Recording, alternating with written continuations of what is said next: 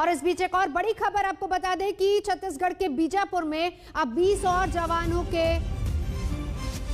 शव मिले हैं। यह खबर आ रही है। बीजापुर में अभी तक ये कहा जा रहा था कि 21 जवान लापता। कमलजीत संधू मेरे साथ जुड़ चुके हैं। कमलजीत, क्या खबर? देखिए, सिक्योरिटी फोर्सेस को एक बड़ा झटका लगा है कल के ऑपरेशन के बाद। अब जो खबर आ रही है, टोटल 22 जवान इसमें मारे जा चुके हैं। इसमें डीआरजी थी, एसटीएफ था और सीआरपीएफ के कोबरा और बस्तरिया बटालियन थे। अब जो कैजुअलिटी फिगर है, कल 2 की बॉडीज रिकवर की गई थी, लेकिन आज हमें बताया गया है और डीएम अवस्थी ने हमसे बातचीत की है और कंफर्म किया है कि 20 बॉडीज हैं वो तारीम में एक फॉरेस्ट एरिया में रिकवर हो चुकी हैं। यानी ये सारी जो सोल्जर्स की बॉडी हमें बताया गया है, ये अब जगदलपुर ले जाई जाएंगी, जहां पे गार्ड ऑफ ऑनर एक्सपेक्टेड है और उसके बाद उन्हें डिस्पैच किया जाएगा अलग अलग जगह। लेकिन एक बड़ा झटका, क्योंकि आपको ये बता दें कि ये जो ऑपरेशन था वो जो इंटेलिजेंस था वो सिक्योरिटी फोर्सेस ने प्रिपेयर किया था। यानी ये एक अचानक से एम्बुश अटैक नहीं था।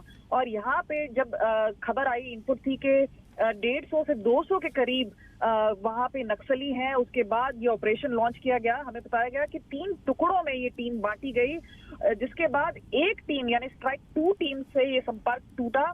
जिस तरह से अंधाधुंध गोलियां, ताबड़तोड़ गोलियां चलाई गई, हमें बताया गया है कि एलएमजी इस्तेमाल की गई, रॉकेट्स इस्तेमाल किए गए, तो पूरी तरह से तैयार थे नक्सल। और उसके बाद जिस तरह से कार्रवाई हुई है, जवाबी कार्रवाई हुई है, अब तक सिर्फ एक शव रिकवर हुआ है।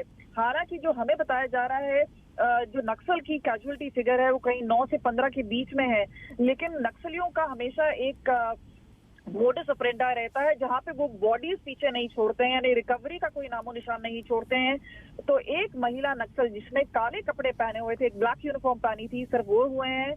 पर उसके अलावा आपको बता दें, जिस तरह से घटनाक्रम हुई है, जाहिर सी बात है जिस तरह से एमएचए ने इसका कॉग्निसेंस लिया, हमने देखा है प्रधानमंत्री और गृह मंत्री अमित शाह ने भी इसका कॉग्निसेंस लिया है और दिशा निर्देश दिए थे कि सीआरपीएफ डीजी कुलदीप सिंह वहां पे पहुंचे। वो सुबह 9:30 बजे वहां पे पहुंचे थे। और आपको बता दें, अब जो ऑपरेशन हुआ है उसमें रिकवरी हो चुकी है। तो 22 शव मिल चुके हैं, एक सोल्जर अभी भी मिसिंग है। 31 सोल्जर्स जो हैं अभी अस्पताल में भर्ती हैं, जिनका इलाज चल रहा है। तो एक बड़ा झटका सिक्योरिटी फोर्सेस के लिए। एक बड़ा ऑपरेशन हो सकता था, लेकिन ये कामयाब नहीं हुआ। उल्टा हमने देखा है कि किस तरह से सिक्योरिटी फोर्सेस को ही काफी हद तक खामियाजा भुगतना पड़ा और एक मैसिव सेटबैक हम बोल सकते हैं सिक्योरिटी फोर्सेस के लिए इस वक्त। कमलजीत, सही बताया, क्योंकि लगातार गृह मंत्री भी सरकार के साथ संपर्क में थे। खुद डीजी सीआरपीएफ को उन्होंने कहा कि मौके पर तुरंत रवाना हो, जो कि वहां पर पहुंचे भी। लेकिन सबसे बड़ा झटका तो कमलजीत इसी को कहेंगे कि पहले से खुफिया जानकारी थी, पूरी तरीके से प्लान अगर सुरक्षा बलों की तरफ से था तो नक्सलियों ने भी पूरी तरह से प्लानिंग अपनी की हुई थी। देखिए, अभी जो वक्त चल रहा है वो टीसीओसी का वक्त चल रहा है, यानी जो टैक्टिकल कम्बैट है वहां पे जो तैयारी है वो नक्सलियों की रहती है। साथ में जो उनके जनरल सेक्रेटरी हैं बादल राघव, उनकी तरफ से भी अगर हम बात करें, जिस तरह से पूरी तरह से अगर हम बात करें यहाँ पर जो लॉन्च किया ऑपरेशन, उसके हिसाब से अगर देखा जाए, उसके पीछे हमें बताया गया नाम्बाला केशव राव है, यानी बटालियन 1 का हाथ हो सकता है। और ये भी आपको बता दें कि ये जो पूरा जो सिलसिला है उसमें एक तरह से ये नजर आ रहा है कि तैयारी की जा रही थी। आपको बता दें, एडिशनल डिप्लॉयमेंट अतिरिक्त कंपनीज की गई थी। सीआरपीएफ ने भी कुछ अपनी बटालियन वहां पे और भर्ती की थी। तो एक डिसाइसिव वॉर जिसे कहते हैं, एमएचए की तरफ से लगातार मीटिंग चल रही थी कि नक्सलियों को किस तरह से साफ किया जाए। पर छत्तीसगढ़ में जिस तरह से हमने देखा है कि कोऑर्डिनेशन को लेके भी एक इशू रहा है। पर अब जब एक जॉइंट ऑपरेशन हो रहा था, जिस तरह से नक्सलियों ने अंधाधुंध फायरिंग की है, उसी तरह से लग रहा है कि पूरी तैयारी में थे। और खास तौर पे एक सेटबैक हुआ है। कई लोग मानेंगे कि ये कॉन्फ्लिक्ट जोन है तो कैजुअलिटीज होती हैं, पर हमने देखा कि छत्तीसगढ़ में अक्सर जब इस तरह का हादसा होता है, जो फिगर है वो 20 के ऊपर जाता है, 25-30। लेकिन माना जाए हाल के दिनों में ये सबसे बड़ा सेटबैक है सिक्योरिटी फोर्सेस के लिए। और इसमें एक एनालिसिस तो होगी ही। कमलजीत, आपको रोकना चाहूंगी, आप रहिए हमारे साथ लगातार। कमलजीत मेरी सहयोगी इन्फॉर्मेशन दे रही, लेकिन इस बीच बस्तर के सांसद हमारे साथ इस वक्त जुड़ चुके हैं। आपसे जानना चाहेंगे इन्फॉर्मेशन क्या मिल रही है, कमी खामी कहां रह गई? पहले से इंटेलिजेंस इनपुट था, लेकिन अब बहुत दुखद खबर यह है कि 22 जवानों के शव मिले हैं। जी जी जी, निश्चित रूप से बड़ा दुखद घटना है और हम लोग सब पूरे बस्तर के लोग और पूरे छत्तीसगढ़, पूरे देश स्तब्ध है इस घटने से। आप देखेंगे अक्सर लगभग ये गर्मी के मौसम में और इस मौसम में बहुत ज्यादा ही नक्सली सक्रिय रहते हैं और उसी का नतीजा है हम लोग को बहुत बड़ा क्षति हुआ है। लेकिन हमारी फोर्सेस भी लगातार हमारे बस्तर जैसे क्षेत्रों में और जंगल क्षेत्रों में लगातार काम कर रही है। लेकिन कहीं ना कहीं मुझे लगता है कम्युनिकेशन गैप हुआ होगा और इतनी बड़ी क्षति हुआ है। निश्चित रूप से हम इसके लिए बहुत ज्यादा दुखी हैं और इस घटना से हम लोग बहुत ज्यादा स्तब्ध हैं। दीपक जी, इंफॉर्मेशन के हिसाब से जिस तरीके से 3 टुकड़ों में टीमों को बांटा गया था, कहीं ना कहीं अगर कम्युनिकेशन गैप की भी कमी आ रही है तो क्या लगता है इसमें? नहीं, देखिए क्या है, एक तो हमारी फोर्सेस कुछ लोकल फोर्सेस है और कुछ बाहर के फोर्सेस है। वहाँ की भौगोलिक परिस्थितियाँ, वहाँ की जंगल की परिस्थितियाँ, वहाँ की रास्ते, वहाँ की कंडीशन को थोड़ा सा भाप पाना कठिन हो जाता है। फिर भी हमारे फोर्सेस की मनोबल लगातार बढ़ा हुआ है। आप देखेंगे पिछले समय से वास्तव में ये बहुत बड़ी घटना है। लेकिन ये है कि हमारे फोर्सेस लगातार अच्छा काम कर रही है। लेकिन फिर भी घटना हुई, हम लोग को बहुत बड़ा क्षति हुआ है। अब जी, कुछ और इन्फॉर्मेशन वहां से मिल पा रही है क्या? नहीं, अभी लगातार हम लोग संपर्क में हैं। वहां से हमारे स्थानीय जनप्रतिनिधि, वहां से अधिकारियों से लगातार इनपुट हम लोग ले रहे हैं और जैसे भी इनपुट आएगा हम लोग लगातार मैसेज करेंगे। दीपक जी, 31 जो इन्फॉर्मेशन हमको मिली है वो ये है कि 31 घायल हैं जवान और 22 के शव मिल चुके हैं, एक अभी भी लापता बताया जा रहा है। हाँ, नहीं, लगभग इन्फॉर्मेशन आपका लगभग सही है। लेकिन फिर भी जब तक फाइनल फीडबैक नहीं आएगा, जब तक फाइनल रिपोर्ट नहीं आएगा, तब तक अभी भी कुछ कहना असंभव है। लेकिन वास्तव में बहुत बड़ी इंजर्ड हुआ है, ये तो सही है। जी, शुक्रिया हमसे बात करने के लिए। बस्तर के सांसद दीपक बैज, जिनसे हम बात कर रहे थे, इन्फॉर्मेशन वो भी दे रहे थे। हालांकि कहीं ना कहीं उन्होंने कहा कि कम्युनिकेशन गैप कहीं रह गया, इस वजह से खैर 31 जवान इसमें घायल बताया जा रहा है, 22 के शव मिल चुके, एक अभी भी लापता। और इसमें जो खबर मिल पा रही वो ये है कि 9 से 15 नक्सली भी मारे गए हैं और ये तस्वीरें आपको सीधा वहीं से दिखा रहे हैं। मुठभेड़ में 15 नक्सलियों के ढेर किया गया, ये भी खबर आ रही है। इसके अलावा इस हमले में 22 जवान शहीद हो गए हैं, ये खबर भी मिल पा रही है। 31 जवान घायल हुए जिनको अलग अलग अस्पतालों में भेजा गया है, अलग अलग जगहों पर। और इसके साथ ही साथ खबर जो मिल पा रही वो ये कि एक अभी भी लापता है। तलाशी अभियान, सर्च ऑपरेशन लगातार इस पूरे इलाके में चल रहा है। ये तस्वीरें आपको दिखा रहे हैं। बताएं कि इन्फॉर्मेशन जो मिली थी बाकायदा उसके लिए टीम गठित की गई थी, जिसके बाद 3 टुकड़ों में बंटकर टीम आगे गई इस ऑपरेशन को अंजाम देने के लिए। लेकिन जो इन्फॉर्मेशन मेरी सहयोगी कमलजीत भी दे रही थी और साथ ही साथ बस्तर के सांसद से भी हमने बात की, उन्होंने बताया कि कहीं ना कहीं कोई कम्युनिकेशन गैप रहा जिस वजह से चूक हो गई है। लेकिन इस बीच दुखद खबर यह है कि 31 जवान घायल, 22 के शव मिले, एक अभी भी लापता है। सर्च ऑपरेशन लगातार वहां पर चल रहा है।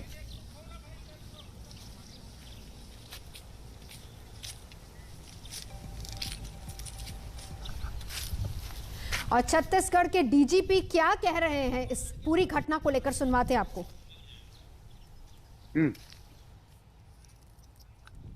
छत्तीसगढ़ के बीजापुर से एक बुरी खबर आ रही है। 22 सोल्जर्स मार्टर हो चुके हैं। हमारे साथ इस वक्त बात करने के लिए हैं DGP Chhattisgarh DM Awasthi. Sir, आप पूरा घटनाक्रम बताएंगे और कंफर्मेशन देंगे कि कितने सोल्जर्स मारे गए हैं, कितनी बॉडीज रिकवर हो चुकी हैं?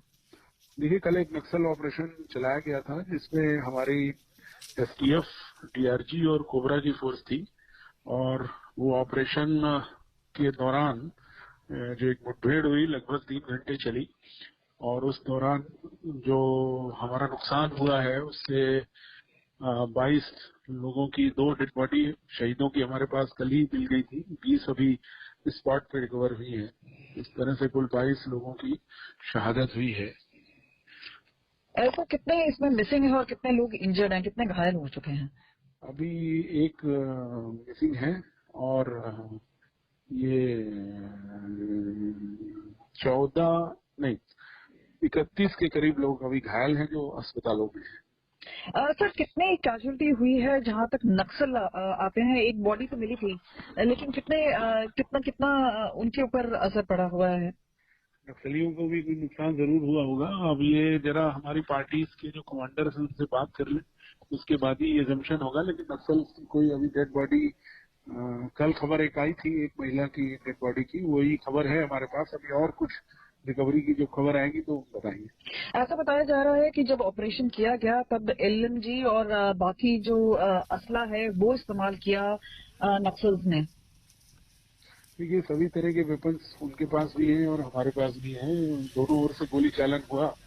अब उनका कितना नुकसान हुआ वो अंदाजा लगाना मुश्किल है। हमारा तो हमने आपको बताया।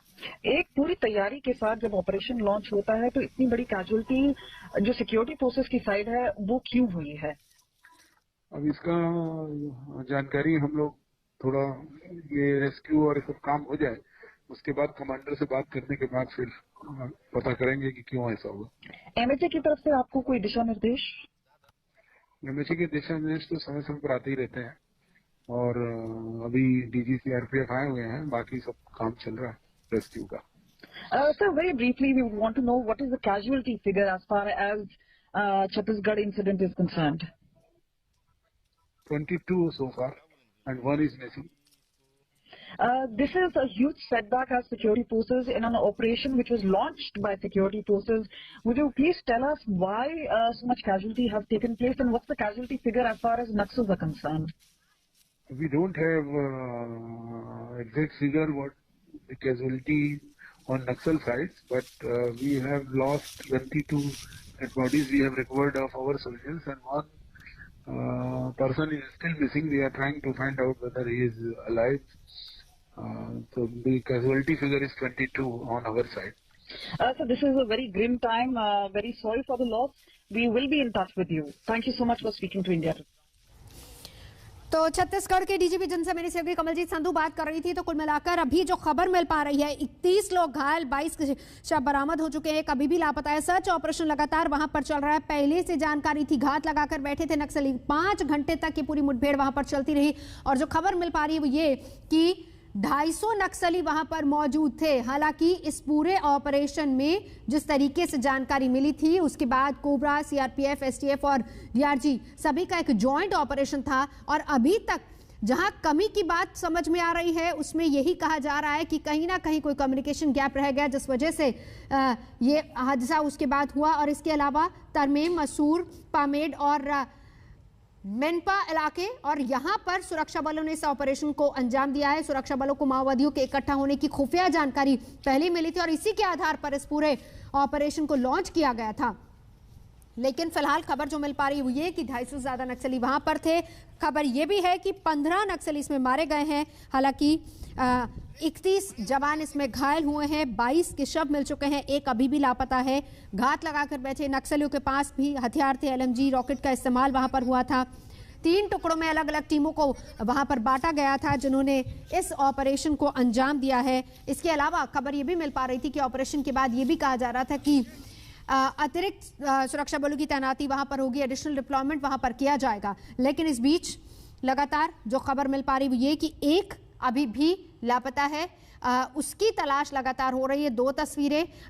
दुखद खबर यह है कि 22 के शव मिल चुके हैं। हालांकि सुबह तक खबर यह आ रही थी कि 21 लापता बताए जा रहे थे, लेकिन उन लापता के बारे में जो खबर मिली है वो यही है कि 22 के शव बरामद हो चुके हैं और एक अभी भी लापता है। 31 जवान इसमें घायल हुए हैं। तो ये तस्वीरें हम आपको लगातार दिखा रहे हैं छत्तीसगढ़ के बीजापुर में, जहां पर सुरक्षा बलों और नक्सलियों के बीच भयंकर मुठभेड़ हुई, जिसमें 5 जो खबर मिली है वो ये है कि 22 से अधिक जवानों की शहादत, एक अभी भी लापता, 31 घायल बताए जा रहे हैं। तलाशी अभियान वहां पर लगातार चल रहा है। 2 दिन पहले ही कोबरा, सीआरपीएफ, एसटीएफ और डीआरजी ने एक जॉइंट ऑपरेशन शुरू किया था और सारी टीमें अलग अलग टुकड़ों में बंटकर इस ऑपरेशन को अंजाम दे रही थी, क्योंकि बाकायदा खुफिया रिपोर्ट थी सुरक्षा एजेंसियों की तरफ से नक्सलियों को लेकर और उसके बाद ही इस ऑपरेशन को प्लान किया गया था। कई सुरक्षा बलों ने मिलकर यह जॉइंट ऑपरेशन चलाया था। लापता सैनिकों को खोजने के लिए लगातार सर्च ऑपरेशन किया गया, लेकिन उसके बाद खबर यह आई कि 22 के शव वहां से मिले हैं, एक अभी भी लापता है। खबर यह भी मिल पा रही है कि घात लगाकर बैठे नक्सलियों ने ही इस पूरे हमले को अंजाम दिया। एलएमजी रॉकेट का इस्तेमाल यहां पर हुआ है और इसके साथ ही साथ जिस तरीके से मेरी सहयोगी कमलजीत भी बात कर रही थी छत्तीसगढ़ के डीजीपी से, उन्होंने कहा कि अभी फिलहाल जो इनिशियल इन्फॉर्मेशन आ रही है उसके आधार पर 15 के करीब नक्सली भी मारे गए। हालांकि आगे सूचना का भी और इंतजार है।